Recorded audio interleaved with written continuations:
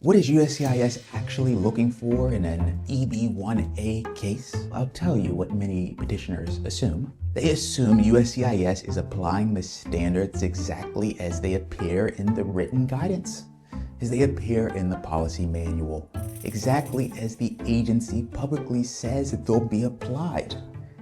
And increasingly, that assumption is getting people denied. The gap between what USCIS publicly commits to in its written guidance and what adjudicators are actually doing is wide. RFEs show it, denials show it, appeals show it. This disappoints me, not as a lawyer. Lawyers expect this sort of thing, but as an American, which I remain against the recommendations of the day. The rules on the page are supposed to be the rules in the room. They are not. The gap is growing. More Americans should find this embarrassing than currently do.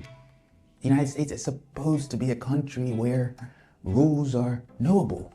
It's not too much to ask. The government announces a standard. The government applies that standard. It does not, in the version of the country I was sold as a schoolboy, publish one standard for the record and operate a different one in private. Here's how the rules are supposed to work. Officially, EB-1A adjudication is supposed to follow a two-step framework. It comes from a 2010 Ninth Circuit case called Kazarian versus USCIS. I've talked about it in other videos, so I won't talk about it much right now, but step one is the checklist stage. You either show one major internationally recognized award, which is rare, or you satisfy at least 3 of 10 regulatory criteria. Nearly all petitioners go the 3 criteria route: judging the work of others, published material about you, original contributions, display of artistic work, and so on. Step 2 is the final merits determination. That is where USCIS is supposed to look at the totality of the evidence, including evidence you didn't submit for the purpose of satisfying one of the 10 criteria, and ask, is this person truly among the small percentage at the very top of the field? Do they have sustained national or international acclaim? 2 steps, 2 separate inquiries by design. That separation, it matters, or at least it's supposed to. It's supposed to matter. It's not always what matters. In fact, right now, that 2-step framework is not always happening. Let me tell you what's happening now, increasingly. It is that some adjudicators are collapsing the 2 steps together. They are denying cases at step 1 by importing step 2 reasoning. That is important to know. That is sad, but it is important to know. Let me give you an example. Imagine you submit evidence under the judging criterion. You judged a competition, maybe several competitions. You provide the invitation email, the judging materials, the scoring sheets, screenshots from the event website, the whole thing. Now, the criterion itself is straightforward. It requires evidence that you participated as a judge of the work of others in your field or in an allied field. That's the requirement, not judge the Nobel Prize, not judge continuously for 12 years while living only on espresso. And suppose the adjudicator even agrees with all that. Suppose they effectively concede that yes, technically you, the petitioner, judged the work of others in your field. But then the adjudicator comes with a spin move. The adjudicator says the judging was not at a level commensurate with extraordinary ability, or the petitioner did not establish they were judging on the level which someone at the top of their field would judge, or the petitioner did not establish a sufficient quantity or frequency of judging. Do you see what just happened? That is not step 1 reasoning anymore. That is step 2 reasoning imported backward into step 1. The 10 criterion were supposed to function as a threshold checklist to filter out weak petitioners. Instead, it becomes a mini final merits analysis. And the same pattern shows up again and again. Same thing with publications. For example, I could give you many examples, but publications. Same thing with original contributions of major significance. Same thing with awards. Same thing with artistic exhibitions. Take artistic exhibitions. The regulation says evidence of display of the petitioner's work in the field at artistic exhibitions or showcases. That's the criterion. Notice what is not there. No quantity requirement, no requirement for solo exhibitions, no requirement that the venue resemble the Vatican Museum or, I don't know, the Louvre.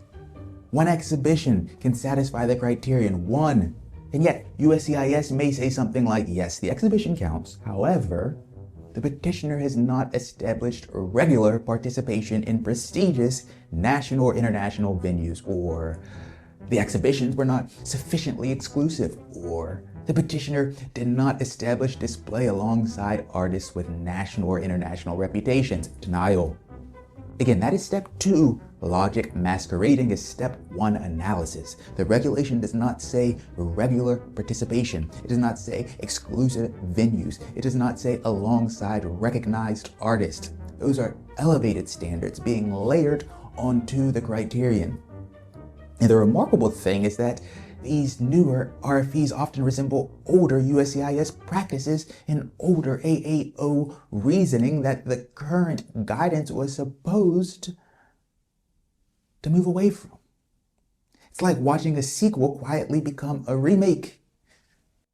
Here's where things become especially frustrating. The current USCIS policy manual, publicly available to everyone, says this regarding judging: participating in the judging of the work of others in the same or allied field of specialization alone, regardless of the circumstances, should satisfy the regulatory criteria in the first step of the analysis. That sounds clear. Regardless of the circumstances. And yet, RFEs now say things like the record does not establish the petitioner's judging activities were at a level commensurate with extraordinary ability. That is a different standard, not a clarification, not a nuance, a different rule. And again, it tracks older historical USCIS practices almost perfectly, which a layperson would not have easy access to. Older adjudicatory language emphasized things like judging at a national or international level, judging accomplished professionals, frequent invitations to judge, sustained participation, and so forth.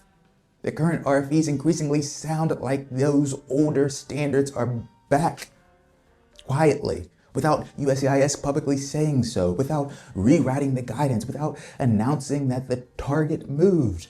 So petitioners read the written rules, evaluate themselves based on the written rules, file based on the written rules, then get adjudicated under something stricter. That's the problem. And to me, this is not just an immigration issue, it's a rule of law issue.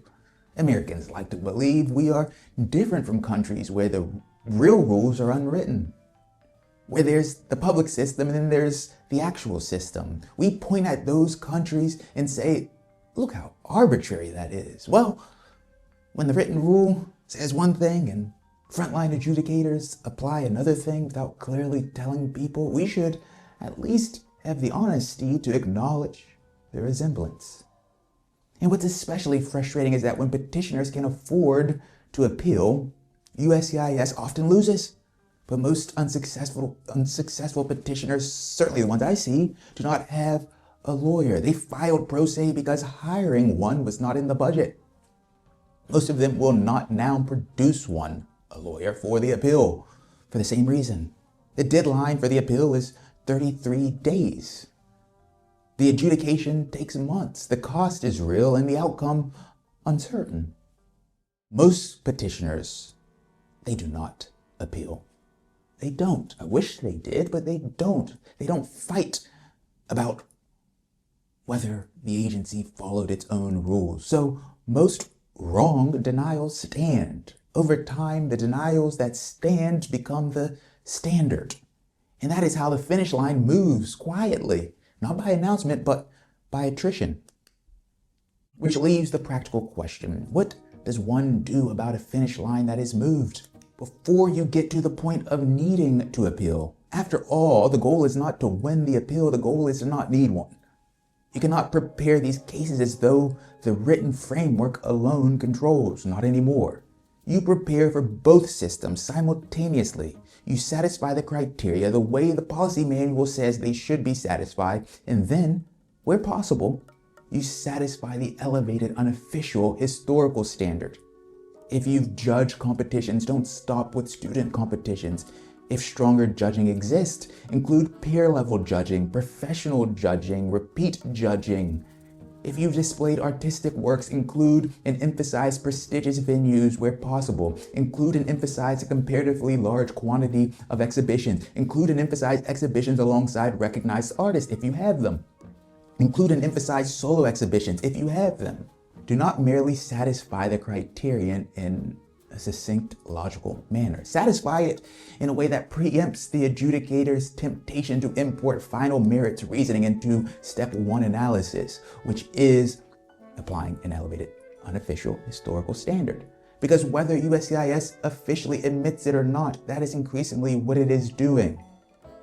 The standards on paper have not changed. The standards being applied in some cases have. The first thing to understand about an EB-1A case is that the policy manual is not always a document by which the case will be judged. There are other standards. They are called outdated. They are called historical. They are also part of the reason denials have nearly doubled in a single fiscal year. Do not put excessive faith in USCIS being straightforward. If you have an EB-1A case you have not yet started, or you are working on one while you stare at a blank Word document which has been blank for weeks, or you simply have a desire for counsel that knows where the actual lines are being drawn, my contact information is in the description. And now go subscribe because more of this EB-1A content is on the way.